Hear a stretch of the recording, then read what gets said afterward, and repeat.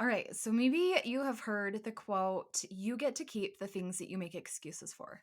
And I want to talk about that a little bit today because I think a lot of times, especially with summertime creeping in, my kids are out of school. I don't know if your kids are out of school yet, but a lot of times it's really easy to say, well, we just had a really busy morning, or my alarm didn't go off and I wasn't able to get up on time, or my daughter woke up really early today, whatever it is.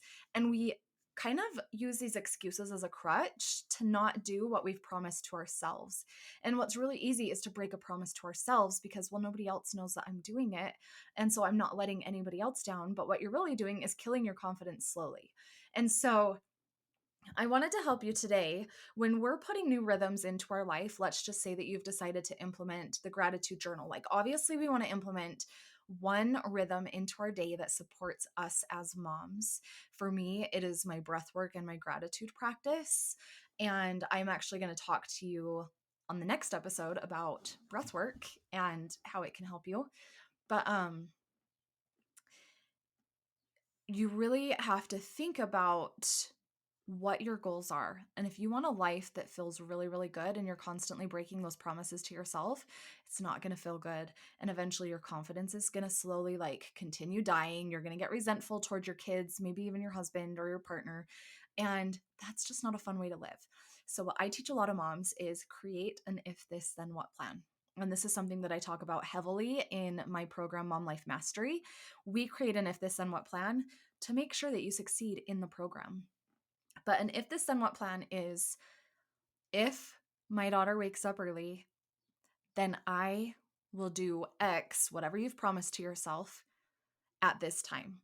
So so when those interruptions, we plan for the interruptions, right? We plan for something to go awry because sometimes life happens and that's okay.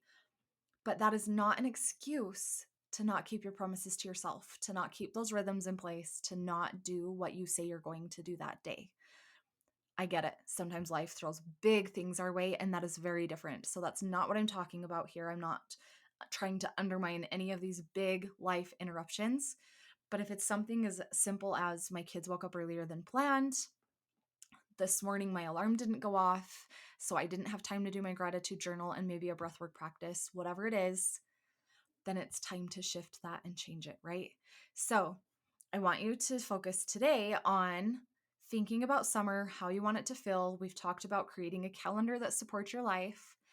And now I want you to think about you, that time that you're putting into place. So the gratitude journal, maybe it's breath work, whatever it is for you. Maybe you're a meditator, meditation practice. Create an if this then what plan.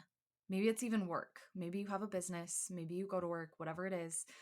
If this comes up, then when are you going to do that thing that you promised yourself you're going to do?